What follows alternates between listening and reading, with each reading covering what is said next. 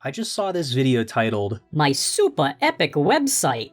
So I took a look at it, and it might be one of the most misguided and stupid things I've ever seen. First things first, this guy's site states he's a chronically online idiot. Please save me. And you'll see that is completely correct just by looking at the page and reading what we're about to read. Secondarily, you're 24 years old, which means the absolute earliest you could have been born is 1998, which is good because that means there's still hope for you. Anyone born after 2000? Sorry, you're screwed. Another big red flag on this page is not one, but two web rings.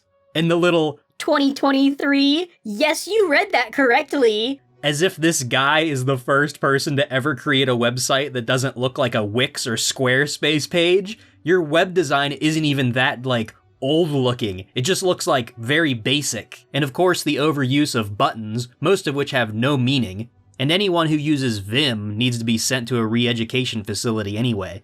The About page currently says nothing, so what's the point of having it? Now on to the main point of this vid. The singular blog post on this site titled The Manifesto that doesn't manifest or state anything. It's the dumbest shit I've read this whole year, only second to the anti-Cuz poster on Hayuri's insane ramblings. It's as if you're just poorly repeating the opinions of someone else. And to be clear, this isn't about simple disagreements with the content. No, this manifesto might as well have been written by an AI. It reads like an ironic LARP. It has no substance, there's no actual observations being made, and no problems or solutions are even talked about. So let's read it. What the fuck happened? The internet has changed. War has changed. And it is still changing. Has it? Well, I suppose it has gotten a lot easier for a stupid idiot to make a shitty website that pretends like it was made 20 years ago. Web3 and decentralized crypto hellhole? Who the fuck wants that? This clearly shows a lack of understanding of what centralized and decentralized actually means in the context of the internet and the services that exist on the internet. Dear netizen, take this as a ramble or a manifesto or whatever, but the internet once was a place for creative expression. It still is if you aren't gay. Vastly customizable. What exactly about the internet is customizable exactly? When he says the internet, he really means 2 or 3 websites. A space for people, by the people, usually not controlled by big corporations. I hate to break it to you, but the internet has always been controlled by big corporations. At the very least, you're always going to be beholden to your internet service provider. The main internet infrastructure is owned by a few extremely large companies that you've probably never even heard of. And the websites you're actually talking about were all getting investment capital from huge companies, or were already ran by huge companies to begin with. Sure, there were plenty of popular-ish forums 4chan, I guess, that was semi-independently owned at first, but that changed really quick. This lasted up until mid-2010s when they decided to take away any creativity and customizability we once had. They threw it all away in favor of advertisers and investors. They're the reason I'm gay. When he talks about they, he's probably talking about the few companies that run the handful of large popular websites. Alongside big corporations, clout chasers, and quasi-celebrities also made everything about the money. Okay, you might as well just outright say that you're talking about YouTube. It's the main reason the internet is so boring nowadays, because if it wasn't sterile and professional looking, advertisers won't like it. Before 2010, advertising was actually way more common, and pretty much every single popular website had ads on it. It is insane to think that advertising is a new thing, and advertisers are the ones promoting change. We didn't even have ad block back then, before 2010-ish. Data collection is now what drives most large websites, not really advertisements. The real thing that has changed is the culture, due to the mass influx of new internet users, as well as the control that a few companies have on these users' web browsing habits. I am kind of tired of it. I miss the personal, do-it-yourself aspect of everyone having their own homepage, rather than an account within a closed-off social media platform they can't even customize. The vast majority of internet users never had their own homepages. Most internet users are not producers, they are consumers. Sure, there was a larger percentage of the total internet user base that had a website of their own, but there was never a point for most internet users to have their own websites. And the people who did have their own website actually had a purpose behind them. Websites are not a social network. It is only a modern trend now with these wannabe quote-unquote old internet LARPers to create their own stupid vapid websites with nothing of value to them, acting as glorified about me pages. They think having a website is a social network on its own.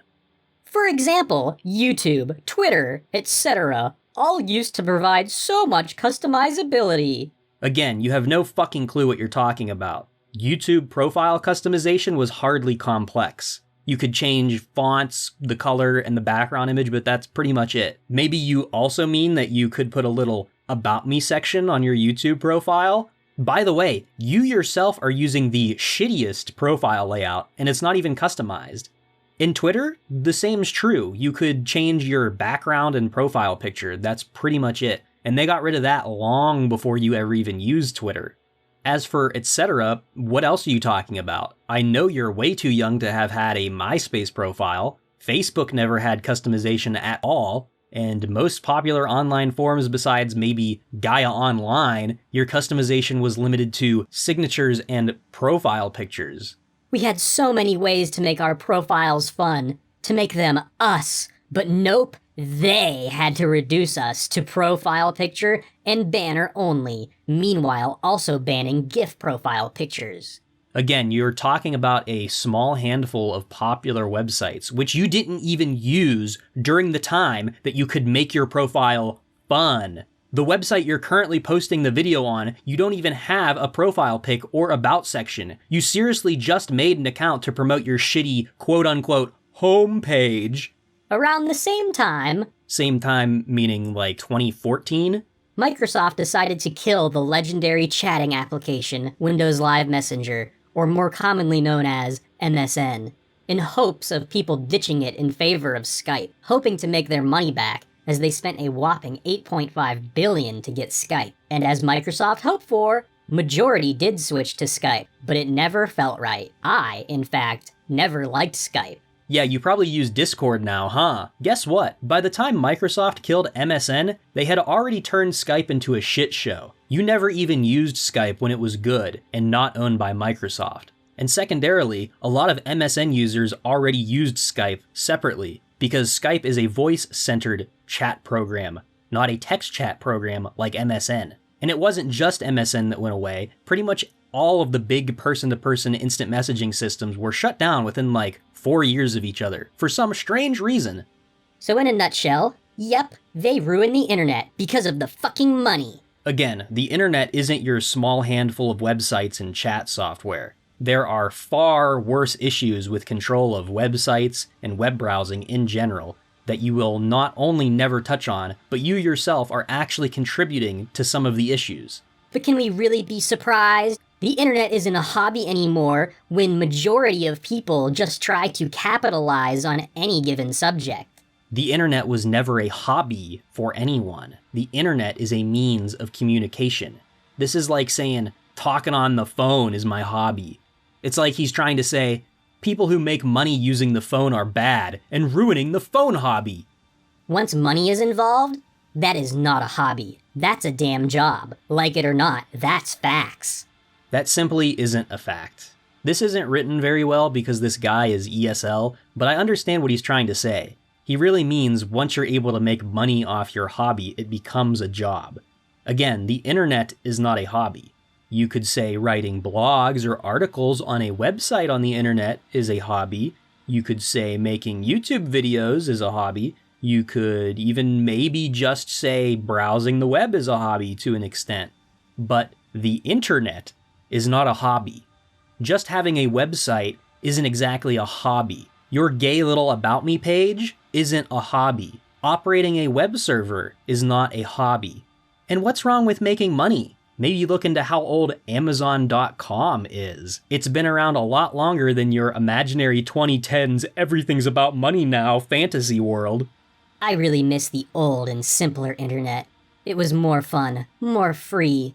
I don't remember much of it, as I was really young and quite terrible at English during 2010s. So you have no clue what you're talking about. You're appropriating the idea of 2000s internet culture to your weird 2010 pre-trunk era, early teenage years. You were at best 12 years old in 2010. But I do know internet doesn't feel the same as it once did. I just want that back. I don't dwell on the past necessarily. I just want that old feeling of the internet, which I will never get again. What feeling was that exactly? You never experienced anything that anyone would ever consider old internet. At best, you may have experienced some good internet culture during its end times. Now sure, there's been major changes on most websites since like 2016, mostly related to freedom of expression. And culture is clearly different now than it was 10 years ago, and much, much more different than it was 10 years before that. It may sound pathetic, It sure does. but without it, I would actually be completely alone. All my friends live in fucking Narnia or some shit, and without the internet, I would have never have met those people. I would suggest getting some new, non-internet friends, because clearly the group of people you're getting your opinions from that are shaping your worldview have convinced you that you have had something that you never had. Apparently nowadays they're trying to fix the internet. So is this a different they from the they before that ruined the internet? By slow introduction of the decentralized internet, aka Web 3.0, which is bunch of bullshit, and currently, for the most part, a crypto bro scam. By the way, his site's using Cloudflare and has SSL certs from Google Trust Services. Isn't that interesting? Web 3.0 is far from ready for daily use, if it even exists at this point. Crypto bros want us to believe this will make internet free again, cause we'll be away from corporations. You speak as if Web 3 isn't a concept, but a piece of in-development software. But how can it be free when blockchain is involved? It won't and can't be free, both as in no cost and as in Libre, with blockchain involved. You say the internet can't be free because of blockchain. The current internet isn't free to begin with. You pay for internet service.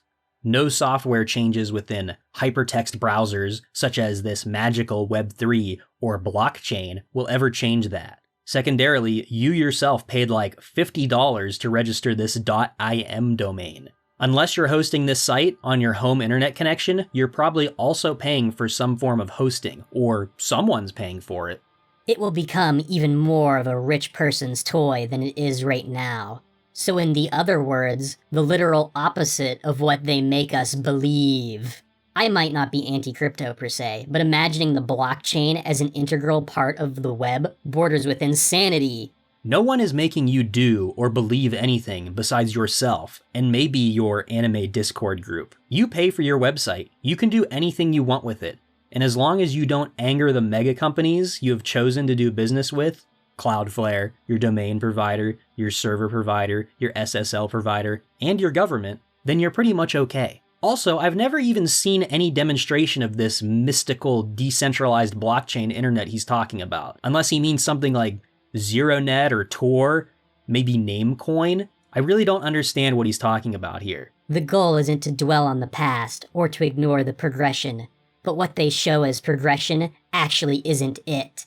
They made us forget how to actually make our own pages and maintain our own websites. Who is they? Who made you forget? It's now easier than ever before for someone to create their own shitty little website. There's far better documentation and software now than there used to be. At least for web servers, you're a fucking idiot. They made us overly dependent on search engines and social media in general. Nobody is forcing you to use certain websites or certain software. Just because they're popular does not mean you have to use them. The internet as a whole went downhill ever since people stopped making their own home pages. Yeah, you probably saw that infographic once that shows like a bunch of small squares becoming like 3 or 4 big squares. People did not stop making their own websites, clearly. No, simply more people are using the internet than ever before, and most of those users only use a small handful of services and websites on the internet. Most people are not chronically online like you. Most people know that websites are not a social network, you web-ring freak. Most individuals don't need or want their own gay little about me pages even today. Your imaginary world of everyone having a cool custom NEOCITIES page with wacky rainbow GIFs existed within a bubble that you yourself never even experienced. However, the web is in our hands. We can continue watching the web decay and rot, or we can do something about it. What exactly about it are you going to do? Are you going to take up more perfectly good domains that could have been used for something actually interesting or useful and relevant to that domain, not your e-persona's stupid about page? There are actual issues with the web that exist, and none of them have anything to do with the culture you think that you had. Remember, kids, say no to NFTs, Web3, and the metaverse. VR is cool as fuck, just not Zuckerberg's vision of it, lol.